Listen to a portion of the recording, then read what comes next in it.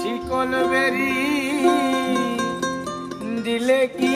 আর কাউরে বাইন্ধা রাখা যায়, যদি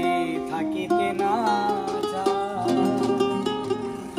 কি লাভ হইল শিকল বেরি দিয়া পাখির পান, গোলা পাখিটা এখন উড়িয়া বেড়া